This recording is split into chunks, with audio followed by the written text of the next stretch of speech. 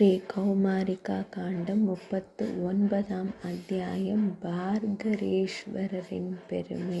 குறிப்புகள். பார்கரா என்பது பக்ரா, ஓர் ஆண் ஆடு என்பதன் மிகைப்படுத்தப்பட்ட சமஸ்கிருத வடிவமாகும். சௌராஷ்டிர பகுதியில் இஸ்லாமிய படையெடுப்புகளுக்கு பின்னர், அதாவது கிபி 739 மற்றும் அதற்கு பின் இது அறிமுகப்படுத்தப்பட்டிருக்கலாம். நாகரா போன்ற பண்டைய துறைமுகங்களில் இஸ்லாமியர்களுடனான வணிக மற்றும் பிற தொடர்புகளால் இது சமஸ்கிருதத்தில் உள்வாங்கப்பட்டிருக்கலாம். பார்கரேஸ்வரர் என்றழைக்கப்படும் லிங்கம் இயற்கையான பாறை பாலமாகும். நாரத மாமுனிவர் கூறினார், அனைத்து பாதாள உலகங்களும் இணைந்து 70,000 யோஜனை உயரத்தை கொண்டுள்ளன. அவை அதலம், விதலம், நிதலம், ரசாதலம், தலாதலம், சுதலம் மற்றும் 7வதாக பாதாளம் ஆகியனவாகும். குருகுலத்தூணி. அங்குள்ள மண்ணின் நிறங்கள் முறையே கருப்பு, வெள்ளை, சிவப்பு, மஞ்சள், சர்க்கரை போன்ற பழுப்பு, பாறை போன்ற சாம்பல் மற்றும் பொன்னிறம் ஆகும். இவை சிறந்த மாளிகைகளால் பொலிவு பெற்று திகழ்கின்றன. அங்கு ஆயிரக்கணக்கான தானவர்கள், தைத்தியர்கள் மற்றும் நாகர்கள், அரவத் இனத்தவர் உள்ளனர். சொர்க்கலோகத்தில் உள்ளவற்றை விட அழகான பல விஷயங்கள் நான் அங்கு கண்டுள்ளேன். அங்குள்ள நாகர்களிடம் மகிழ்ச்சியை தரக்கூடிய பல்வேறு வகையான ரத்தினங்கள் உள்ளன. அது தைத்தியர்கள் மற்றும் தானவர்களின் இளம் கன்னிகைகளால் நிறைந்துள்ளது.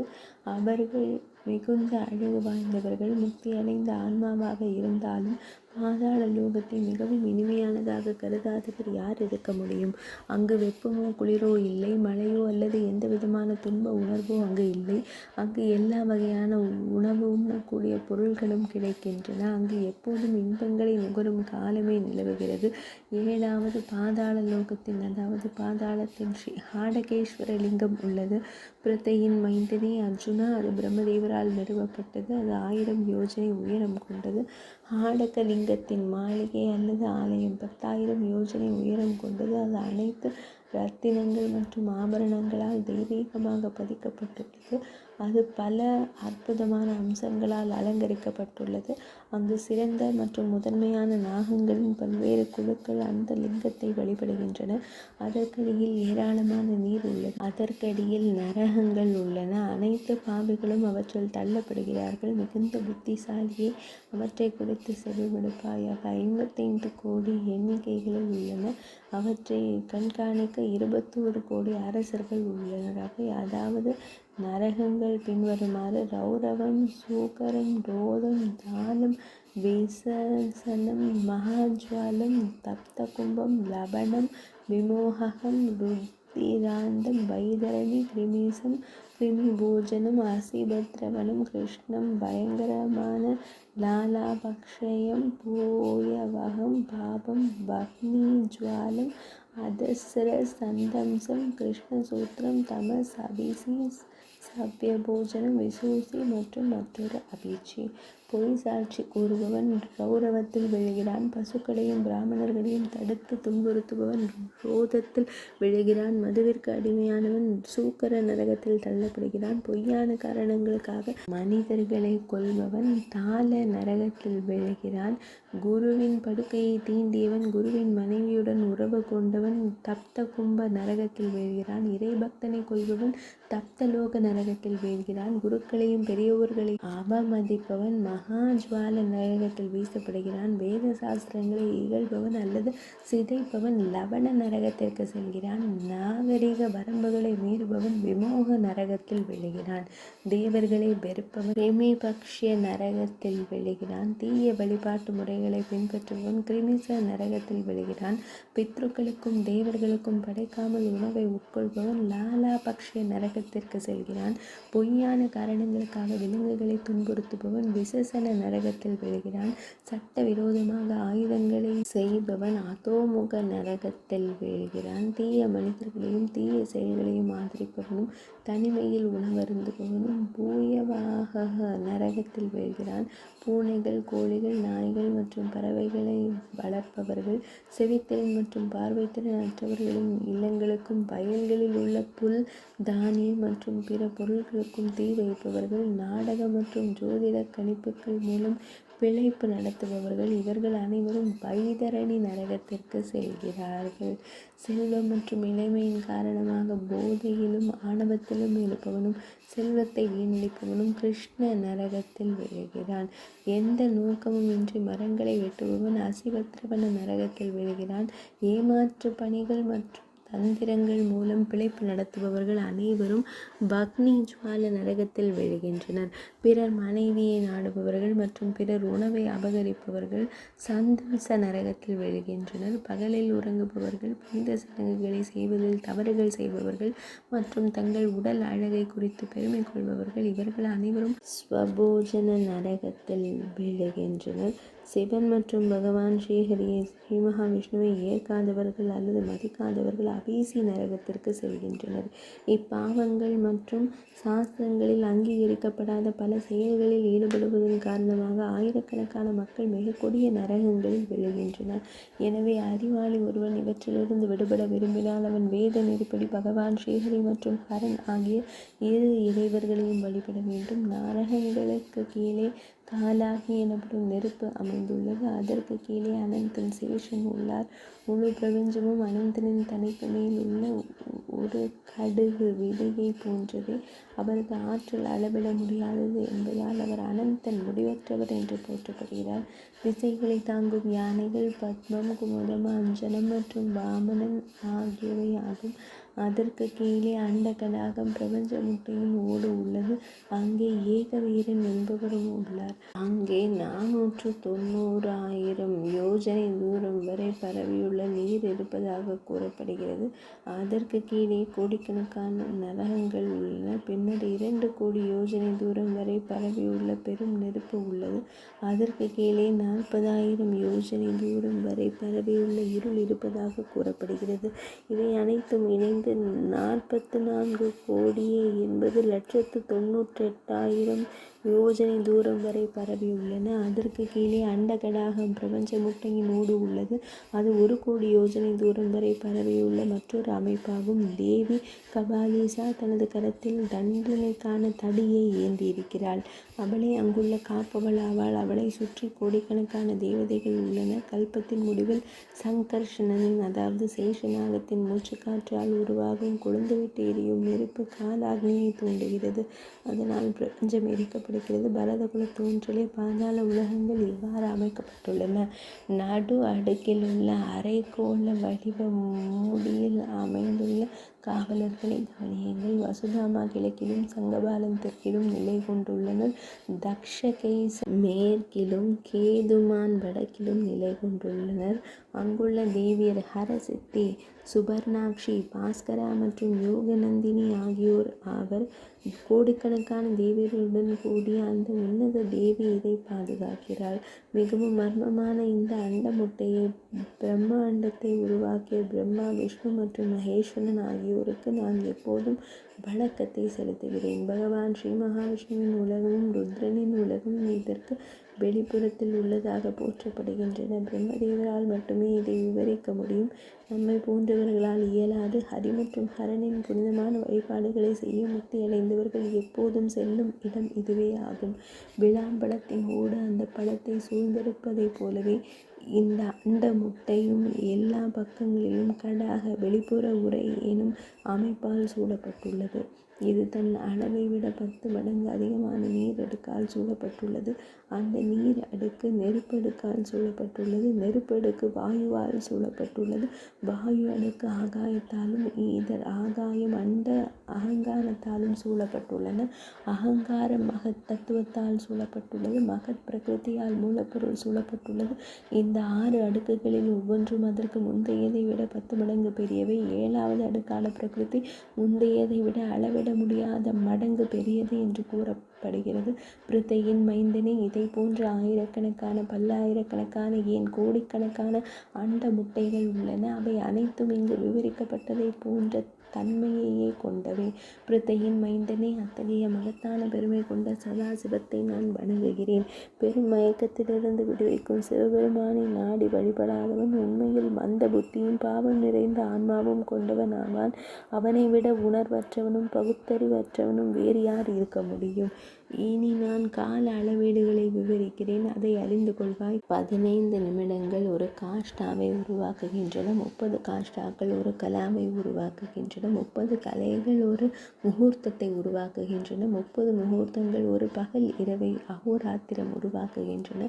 ஒரு பகலில் 12 மணி நேரத்தில் தலா 3 முகூர்த்தங்களை கொண்ட 5 காலப்பகுதிகள் உள்ளன. அவற்றை செவிமடுப்பாய். அவை பிராத்த காலை, சங்கமம் முற்பகல், மத்தியானம், நண்பகல், அபராஹ்னம் பிற்பகல் மற்றும் 5வதாக சாயாஹ்னம் மாலை ஆகும். ஆக மொத்தம் 15 முகூர்த்தங்கள் உள்ளன. 15 அகோராத்திரங்கள் 24 மணி நேர நாள்கள் சேர்ந்து பக்ஷம் 15 நாள் காலம் என்று அழைக்கப்படுவதை உருவாக்குகின்றன. 2 பக்ஷங்கள் ஒரு மாதத்தை உருவாக்குகின்றன. 2 சூரிய மாதங்கள் ஒரு ருத்துவை பருவ காலத்தை உருவாக்குகின்றன. 3 ருதுக்கள் ஒரு அயனத்தை சூரியனின் நகர்வு உருவாக்குகின்றன. 2 அயனங்கள் இணைந்து வருஷம் ஆண்டு என்று அழைக்கப்படுவதை உருவாக்குகின்றன. மாதங்கள் 4 வகைகளாகவும் 4 ஆண்டுகள் 5 வகைகளாகவும் இருப்பதாக கூறப்படுகிறது. முதலாவது சம்பத்சரம், 2வது பரிவத்சரம், 3வது இத்வத்சரம் மற்றும் 4வது அனுவத்சரம் மற்றும் 5ஆம் யுகம் என்று பெயரிடப்பட்டுள்ளது. இதுவே கால கணக்கீட்டின் முடிவாகும். மனிதர்களின் ஒரு மாதம் என்பது பித்ருக்களுக்கு முன்னோர்களுக்கு ஒரு பகல் மற்றும் ஒரு இரவாகும். பித்ருக்களுக்கு தேய்பிறை காலம் பகலாகவும் வளர்பிறை காலம் இரவாகவும் கருதப்படுகிறது. மனிதர்களின் ஒரு ஆண்டு என்பது தேவர்களுக்கு ஒரு பகலாக கருதப்படுகிறது. தேவர்களுக்கு உத்தராயணம் சூரியனின் வடக்கு நோக்கிய நகர்வு பகலாகவும் தட்சிணாயனம் தெற்கு நோக்கிய நகர்வு இரவாகவும் அமைகிறது. தேவர்களின் ஒரு ஆண்டு என்பது சப்த ரிஷிகளின் 7 முனிவர்களின் ஒரு நாளாக கருதப்படுகிறது. சப்த ரிஷிகளின் ஒரு ஆண்டு என்பது துருவனின் ஒரு நாளாக கருதப்படுகிறது.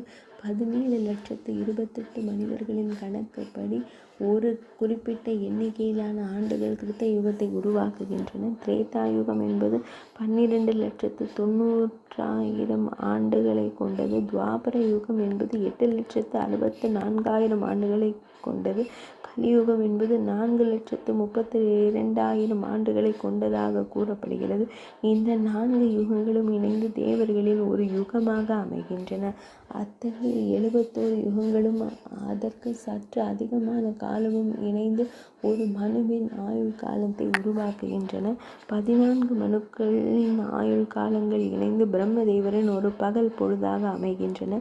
அதே கால அளவு 1000 யுகங்களுக்கு சமமானதாகும். செவிமடுப்பாயாக அது கல்பம் என்று அழைக்கப்படுகிறது.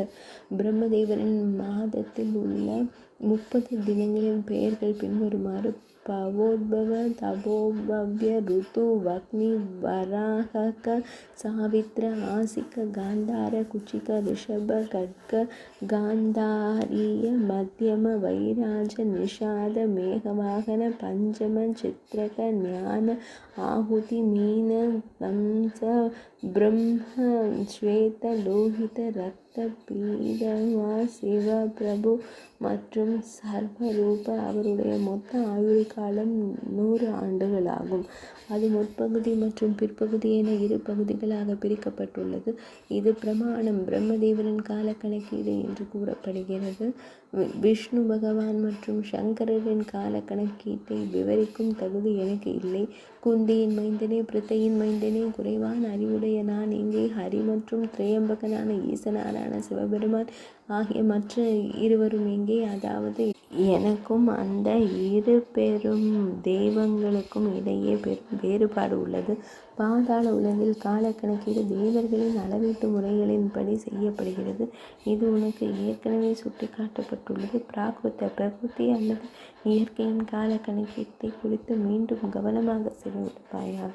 இவ்வாறாகவே பிரம்மதேவரின் கால அமைப்பு அமைந்துள்ளது. ஸ்ரீ நாரத மாமுனிவர் கூறினார்: ரிஷபன் என்ற பெயருடைய ஒருவர் இருந்தார். குந்தி மைந்தனே, பார்த்தனே, கலியுகத்தில் பல நாஸ்திக கருத்துக்களுடனும் கொள்கைகளுடனும் இவரது பெயர் தொடர்பு படுத்தப்படும். அவை அனைத்து உலகங்களையும் மயக்கத்தில் ஆழ்த்துவதற்கு ஏதுவாக அமையும்.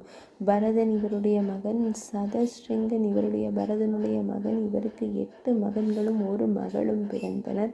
அவர்கள் இந்திரத்வீபன், சுசேரு, தாமிரத்வீபன், கபஸ்திமான், நாகன், சௌமியன், கந்தர்வன் மற்றும் வருணன் ஆவர். அந்த பெண்ணின் பெயர் குமாரிகா. குந்தி புத்திரனே, அந்த மகளின் முகம் ஆட்டின் முகத்தைப் போல இருந்தது. அதற்கான காரணத்தை செவிமடுப்பாய்.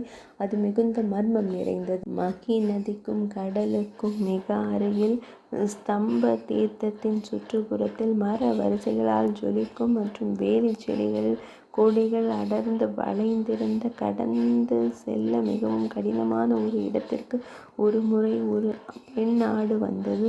அது தன் மந்தையிலிருந்து வழி தவறி அங்கு வந்திருந்தது.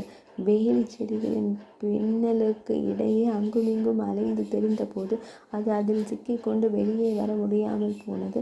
அந்த சிறந்த ஆடு பசியாலும் தாகத்தாலும் மிகவும் அவதிப்பட்டது. வேலி செடிகள் மற்றும் புதர்களுக்கு இடையே சிக்கிக்கொண்டு அது அங்கேயே இருந்தது.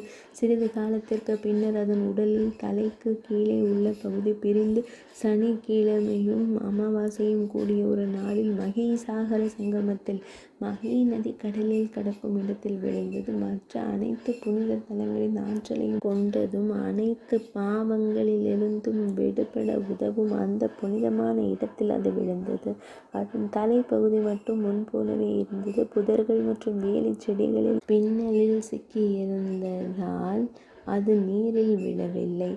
குறுகாலத்தில் சிறந்த வாரிசை, அந்த ஆட்டின் உடல் பகுதி தலை நீங்கிய உடல் மகீசாகர சங்கமம் எனும் புனித தலத்தில் விழுந்ததால் அந்த இடத்தின் மகிமையால் அது சிம்ஹல நாட்டு மன்னனான சதஸ்ருங்கனின் மகளாக மறுபிறவி எடுத்தது. அவளது முகம் மட்டும் ஆட்டின் முகத்தைப் போலவே அமைந்திருந்தது. அவளது உடலின் மற்ற பகுதிகள் மங்களமான லட்சணங்களுடன் ஒரு தேவ கன்னிகையைப் போல பொலிவுடன் திகழ்ந்தன. அந்த மன்னருக்கு இதற்கு முன் குழந்தைகள் இல்லை. 100 புதல்வர்களுக்கு இணையானவளாக அந்த மகள் பிறந்தாள். அவள் தன் உறவினர்களின் மகிழ்ச்சியையும் ஆனந்தத்தையும் பெருக்கினாள். ஆனால் ஆட்டின் வடிவத்தில் இருந்த அவளது முகத்தை கண்டு மன்னரின் அதிகாரிகள் அனைவரும் பெரிதும் ஆச்சரியமடைந்தனர். மன்னரும் அந்தப்புறத்தாரும் மிகுந்த துயரமும் மனச்சோர்வும் அடைந்தனர். அத்தகைய வடிவத்தை கண்டு அமைச்சர்களும் நிர்வாக அதிகாரிகளும் கூட வருத்தமும் துயரமும் அடைந்தனர். ஆச்சரியமடைந்த குடிமக்கள் அனைவரும் ஐயோ, இது என்ன என்று வியப்புடன் உரையாடிக் கொண்டனர்.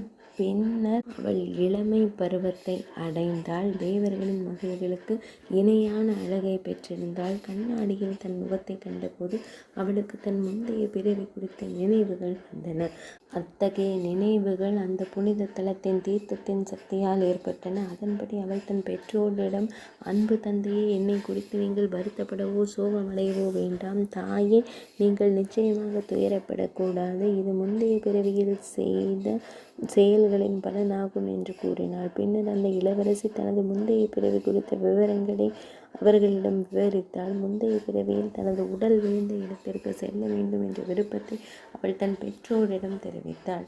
அன்பு தந்தையே, நான் மகீசாகர சங்கமத்திற்கு செல்வேன். மன்னா, நான் அந்த இடத்தை அடைவதற்கான ஏற்பாடுகளை செய்யுங்கள் என்று கூறினாள். அவளது தந்தையான சதஸ்ருங்கன் அதற்கு ஒப்புக்கொண்டார். விலை மதிப்பற்ற இரத்தினங்கள் நிறைந்த படகுகள் மூலம் அவள் செல்வதற்கான ஏற்பாடுகளை மன்னர் செய்தார். அவள் படகுகள் மற்றும் செல்வங்களுடன் ஸ்தம்ப தீர்த்தத்தை அடைந்தாள். அங்கு அவள் தாராளமாக தான தர்மங்களை செய்தாள். செல்வத்தில் அவள் அனைத்தையும் தானமாக அளித்துவிட்டாள். அவள் வேலி செடிகள் மற்றும் படற்கொடிகள் நிறைந்த பகுதியில் தேடினாள். அங்கே வெறும் தோலும் எலும்பும் மட்டுமே எஞ்சியிருந்த அவளது தலை தென்பட்டது. அவள் மிகுந்த முயற்சியுடன் அதனை எடுத்து வந்தாள்.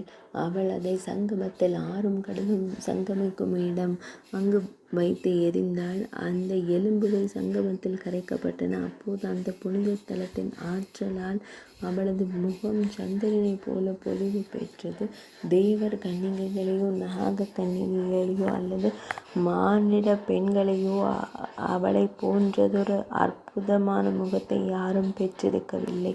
தேவர்கள், அசுரர்கள் மற்றும் மனிதர்கள் அனைவரும் அவளது அழகால் ஈர்க்கப்பட்டனர். அவர்கள் பல வழிகளில் அவளை திருமணம் செய்ய முயன்று வேண்டினர். ஆனால் அவள் எந்த மணமகனையும் விரும்பவில்லை. மேற்கொள்வதற்கு மிகவும் கடினமான ஒரு கடும் தவத்தை அவள் மகிழ்ச்சியுடன் தொடங்கினாள். ஓராண்டு நிறைவடைந்த போது தேவர்களின் தலைவனான மகேஸ்வரர் அவள் முன் தோன்றி, நான் வரங்களை அளிப்பவன் என்று கூறினார். உடனே அந்த பெண்மணி அவரை வணங்கி பின்வருமாறு கூறினாள். தேவர்களின் தலைவனே, தாம் என் மீது திருப்தி அடைந்திருந்தால் சங்கரரே எனக்கு ஒரு வரம் அளிக்கவிருந்தால் தாம் இங்கேயே நிரந்தரமாக எழுந்தருளி இருக்க வேண்டும். அப்படியே ஆகட்டும். சர்வன் சிவனார் அவ்வாறு கூறியதும் அந்த பெண்மணி மகிழ்ச்சி அடைந்தாள். குருகுலத்தின் சிறந்தவனே, ஆட்டுத்தலை எரிக்கப்பட்ட அந்த இடத்தில் பார்கரேசர் என்ற பெயருடைய சிவலிங்கத்தை அவள் அப்போது பிரதிஷ்டை செய்தாள். என்னிடமிருந்து இந்த அற்புதமான கதையினை செவிமடுத்த ஸ்வஸ்திகன் எனும் முதன்மையான நாகம் ஒன்று அந்த பெண்மணியை காண தனாதல உலகத்திலிருந்து வந்தது.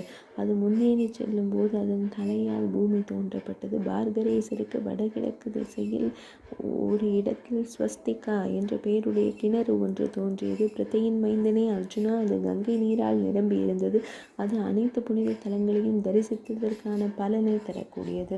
அங்கு நிறுவப்பட்டிருந்த சிவலிங்கத்தை கண்டு மகிழ்ந்த சிவபெருமான் வரங்களை அருளினார். யாருடைய உடல்கள் கடலில் வீசப்படுகின்றனவோ அவர்கள் அழியாத நற்பலனை அடைவார்கள். நீண்ட காலம் சொர்க்கத்தில் வசித்த பின்னர் அவர்கள் பூமிக்கு திரும்பும் போது சகல பலங்களும் கொண்ட வீரமிக்க மன்னர்கள் அவர் திகழ்வார்கள். ஒருவன் கடலிலும் மகி நதியிலும் நீராடி பக்தியுடன் பார்கரேசரை வழிபட்டால் அவன் விரும்பிய அனைத்தையும் அடைவான். தீராத நம்பிக்கை உள்ள ஒருவன் கார்த்திகை மாதத்தின் தேய்பிறை சதுர்த்தசி நாளன்று ஸ்வஸ்திகா எனும் கிணற்றில் நீராடி தன் முன்னோர்களுக்கு நீர்க்கடன் செலுத்தி பார்கரேசரை வழிபட்டால் அவன் அனைத்து பாவங்களில் இருந்தும் விடுபடுவான். இப்பனைத்து வரங்களையும் பெற்ற பின்னர் அவள் சிம்ஹலா நாட்டிற்கு திரும்பி தனக்கு நிகழ்ந்தனவற்றை எல்லாம் தன் தந்தையான சதஸ்ரிங்கரிடம் கூறினாள். அதை செவிமடுத்த மன்னரும் மக்களும் ஆச்சரியம் அடைந்தனர். பால்குணா, அர்ஜுனா அவர்கள் புனிதமான மகி நதியை புகழ்ந்து மிகுந்த மரியாதையுடன் அங்கு வந்தனர். அவர்கள் அங்கு நீராடி பலவிதமான தானங்களை வழங்கினர். அந்த புனித தலத்தின் சிறப்பை கண்டு மிகுந்த மகிழ்ச்சி அடைந்தனர். பின்னர் அவர்கள் சிம்ஹல நாட்டிற்கு திரும்பினர். தன் மகள் குமாரி மணாளனையோ செல்வத்தையோ அல்லது வேறு எதையுமோ விரும்பாததால் மன்னர் அவளுக்கு மகிழ்ச்சியுடன் ஒரு பரிசை அளித்தார். அவர் என்ன அளித்தார் என்பதை செவிமடுங்கள். அவர் ஒரு பாரத உபகண்டத்தை 9 பகுதிகளாக பிரித்தார். அவற்றில் 8ஐ தனது 8 மகன்களுக்கும் 9வது குமாரிக்கும் அளித்தார். மலைகளால் சிறப்படைந்த அந்த பல்வேறு பகுதிகளை நான் விவரிக்கிறேன். மலைகள் மற்றும் மகன்களின் பெயரால் அமைந்த உபகண்டங்கள் குறித்த விவரங்களை என்னிடமிருந்து செவிமடுத்துக் கொள்ளுங்கள். மகேந்திரம், மலயம், சஹ்யம், சுக்திமான், ருஷபர்வதம், விந்தியம் மற்றும் பாரியாத்திரம் ஆகிய 7 முதன்மையான மலைகளாகும். மகேந்திர மலைக்கு அப்பால் இந்திரத்வீபம் அமைந்துள்ளதாக கூறப்படுகிறது. குமாரிகா உபகண்டம் பாரியாத்திர மலையின் அடிவார சரிவுகளில் அமைந்துள்ளதாக கூறப்படுகிறது. இப்பகுதிகள் ஒவ்வொன்றும் 1000 யோஜனை தூரம் பரவியுள்ளன. அர்ஜுனா, பால்குணா நதிகளின் தோற்றம் குறித்த சுருக்கமான விளக்கத்தை செவிமடுப்பாயாக. வேத ஸ்மிருதி முதலான நதிகள் பாரியாத்திர மலையிலிருந்து தோன்றியதாக கருதப்படுகின்றன.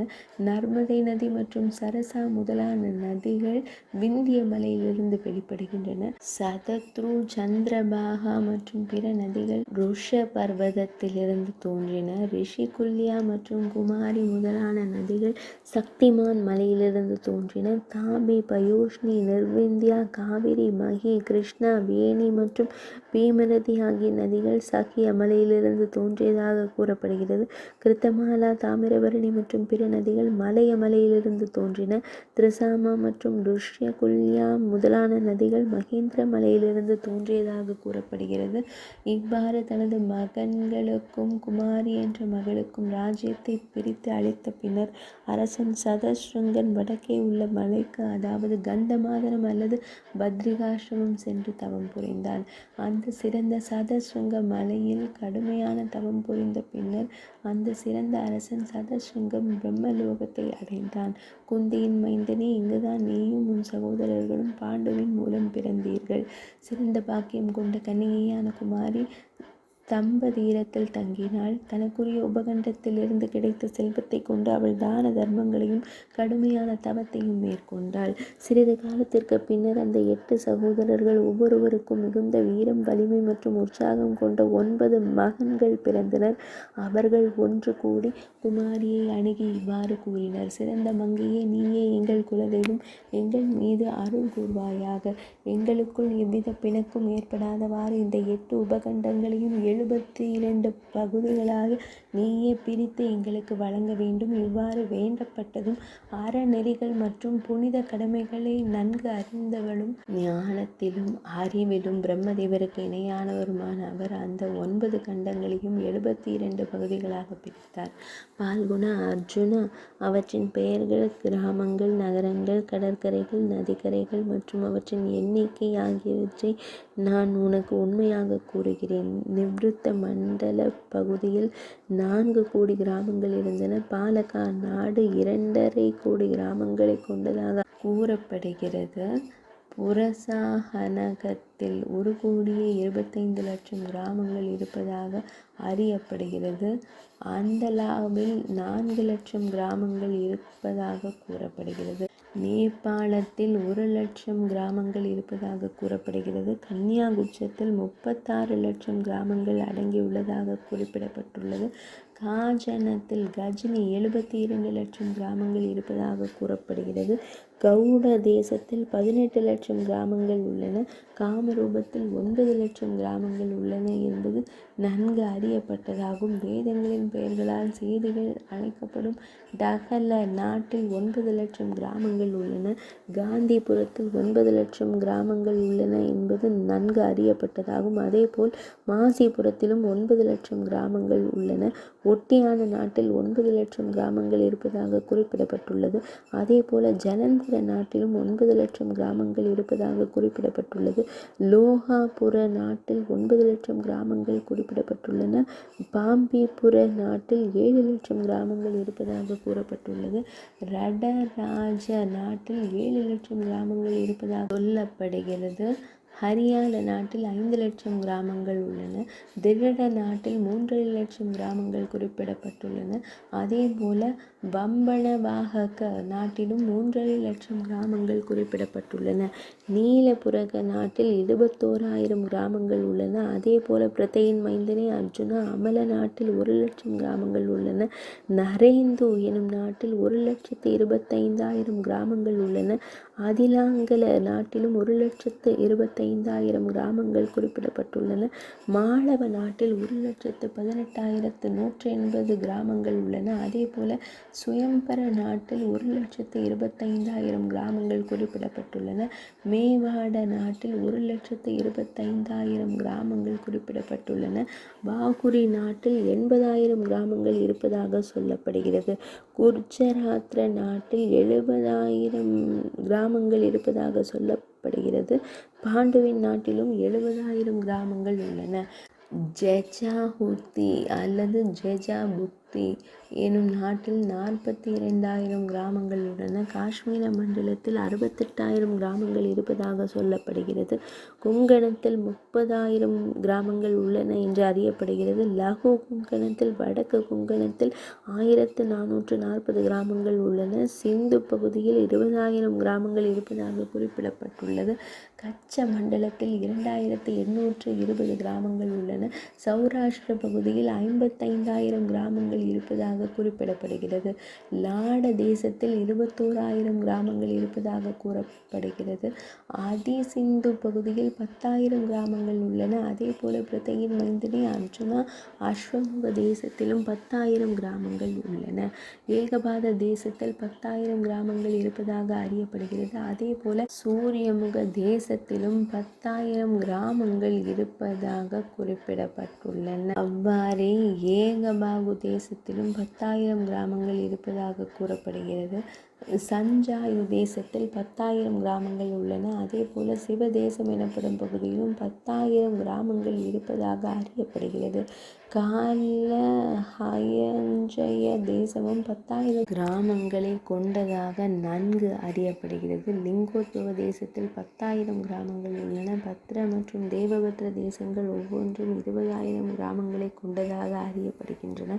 சிட மற்றும் விராடக தேசங்கள் ஒவ்வொன்றும் 36,000 கிராமங்களை கொண்டதாக அறியப்படுகின்றன. யமகோடி தேசத்தில் 36,000 கிராமங்கள் இருப்பதாக குறிப்பிடப்பட்டுள்ளது. ராமக தேசத்தில் 18 கோடி கிராமங்கள் இருப்பதாக கூறப்படுகிறது. தோமர, கர்நாடக மற்றும் யுகல, பிங்கள ஆகிய 3 தேசங்களும் ஒவ்வொன்றும் 1,25,000 கிராமங்களை கொண்டுள்ளன. ஸ்திரீராஜ்ய தேசத்தில் 5 லட்சம் கிராமங்கள் இருப்பதாக அறியப்படுகிறது. புலஸ்தியரின் பிரதேசம் 10 லட்சம் கிராமங்களை கொண்டதாக கூறப்படுகிறது. காம்போஜ மற்றும் கோசல நாடுகளும் ஒவ்வொன்றும் 10 லட்சம் கிராமங்களை கொண்டுள்ளன. பால்ஹிக நாடு 4 லட்சம் கிராமங்களை கொண்டதாக அறியப்படுகிறது. லங்கா தேசம் 36,000 கிராமங்களை கொண்டதாக அறியப்படுகிறது. குரு தேசம் 67,000 கிராமங்களை கொண்டதாக அறியப்படுகிறது. 64,000 கிராமங்கள் கிராதர்களின் தேசமான ஜெயாவில் 1,50,000 கிராமங்கள் இருப்பதாக கூறப்படுகிறது. விதர்ப்பத்தில் 5 லட்சம் கிராமங்கள் இருப்பதாக சொல்லப்படுகிறது. வர்த்தமானத்தில் 14,000 கிராமங்கள் இருப்பதாக அறிவிக்கப்பட்டுள்ளது. சிம்ஹள தீவில் 10,000 கிராமங்கள் இருப்பதாக கூறப்படுகிறது. பாண்டு தேசத்தில் 36,000 கிராமங்கள் உள்ளன. பயானகத்தில் 1 லட்சம் கிராமங்கள் இருப்பதாக கூறப்படுகிறது. மகத தேசத்தில் 66,000 கிராமங்கள் இருப்பதாக கூறப்படுகிறது. பாங்கு தேசத்தில் 60,000 கிராமங்கள் உள்ளன. பரேந்துகாவில் 30,000 கிராமங்கள் இருப்பதாக கூறப்பட்டுள்ளது. மூலஸ்தானத்தில் 25,000 கிராமங்கள் இருப்பதாக அறிவிக்கப்பட்டுள்ளது. யவன தேசம் 40,000 கிராமங்களை கொண்டுள்ளதாக அறியப்பட்டுள்ளது.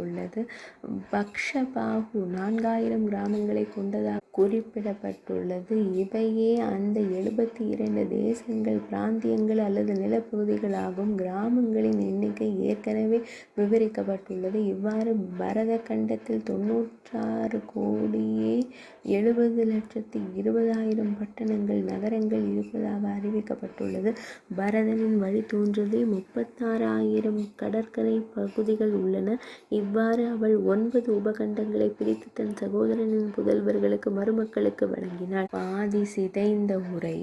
அந்த சகோதரி இவ்வாறு சிந்தித்தாள். பொதுவாக சகோதரர்கள் குடும்ப சொத்திலிருந்து ஏதேனும் எடுத்துக்கொண்டால் சகோதரிகள் மீது கடும் கோபம் கொள்வார்கள். அவ்வாறு சிந்தித்த பின்னர் அந்த சிறந்த பெண்மணி அவர்கள் ஏற்க விரும்பாத நிலையிலும் தனது சொந்த பங்கையும் அவர்களுக்கு வழங்கினாள். அவ்வாறு செய்து அவர்களின் ஒப்புதலை பெற்ற பின்னர் அவள் ஸ்தம்ப தீர்த்தத்திற்கு வந்தாள். அக்காலத்தில் அப்பகுதிகள் அனைத்திலும் வாழ்வில் 4 குறிக்கோள்களையும் அறம், பொருள், இன்பம், வீடு அடைவதற்கான மிக சிறந்த இடமான குமாரேஸ்வரர் ஆலயம் கருதப்பட்டது. அங்கு குமாரிகா எனும் அப்பெண்மணி குப்த க்ஷேத்திரம், மறைவான புனித தலம் எனும் அந்த இரகசிய ஆலயத்தை குறித்து அறிந்திருந்தாள். அவள் அக்குப்தேஸ்வரத்தில் தங்கி குமாரேசனை வழிபட்டு சிறந்த புனித சடங்குகளை செய்து வந்தாள். சங்கமத்தில், புனித நீர் சங்கமிக்கும் இடத்தில் இருந்த 6 ஆழமான தீர்த்த குளங்களில் அவள் தொடர்ந்து நீராடினாள். காலப்போக்கில் ஸ்கந்தனால் முருகப்பெருமானால் அமைக்கப்பட்டிருந்த அந்த ஆலயம் சிதிலமடைந்து அழிந்த போது அவள் அங்கு ஒரு புதிய பொன்மயமான ஆலயத்தை உருவாக்கினாள். அப்போது பெருமான் மகிழ்ந்தார். அவளது பக்தியை கண்டு அவர் பெரிதும் திருப்தி அடைந்தார். அவர் குமாரலிங்கத்திலிருந்து எழுந்து அவளுக்கு முன் தோன்றி இவ்வாறு கூறினார்: பெண்ணே, உன் பக்தியாலும் ஞானத்தாலும் நான் மகிழ்ந்தேன். சிதிலமடைந்திருந்த இந்த ஆலயம் இப்போது புதுப்பிக்கப்பட்டுள்ளது. இதனால் நான் மகிழ்ச்சி அடைகிறேன். குமாரிகா, இனி நான் உன் பெயரால் புகழ் பெறுவேன். ஆலயத்தை அமைப்பவர் அதை மீண்டும் கட்டுபவரும் சமமான பலனை பெறுவர் என்று கூறப்படுகிறது. எனவே மக்கள் என்னை குமாரேசன் மற்றும் குமாரீசன் என்றும் அழைப்பார்கள். பார்க தேசத்தில் உனக்கு அளிக்கப்பட்ட வரங்கள் நிரந்தரமானவை. சிறந்த மேனியை உடையவளை, உனக்கான காலம் நெருங்கிவிட்டது. சரஸ்வதி நதியின் அழகிய கரையில் வாழ்ந்த பிருத்த கன்யாவை முதிர்கன்னி போல கணவனில்லாத பெண்ணுக்கு சொர்க்கமோ அல்லது முக்தியோ கிடைக்காது.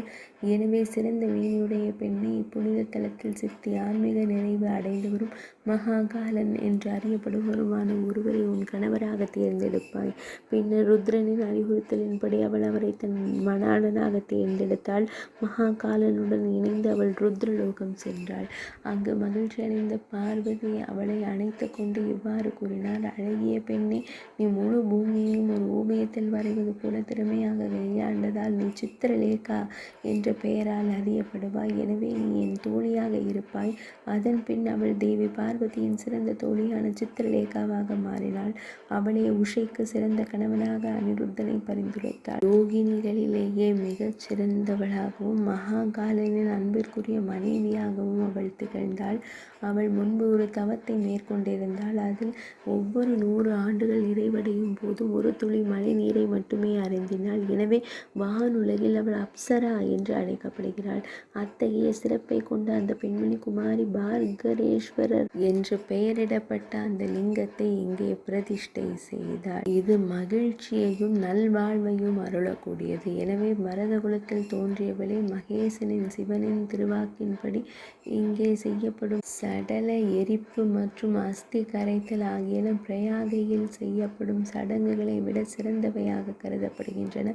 காமரூபம் காமேஸ்வரம் முதல் ஸ்வேதகிரி வரையிலும் திரிபுரா முதல் நீலபர்வதம் வரையிலும் பரவியிருந்த ஒரு நாடு சக்தி சங்கம தந்திரம். இது அசாமில் உள்ள தற்கால கவுஹாத்தி பகுதியாகும். 39ஆம் அத்தியாயம் இனிதே நிறைவடைந்தது.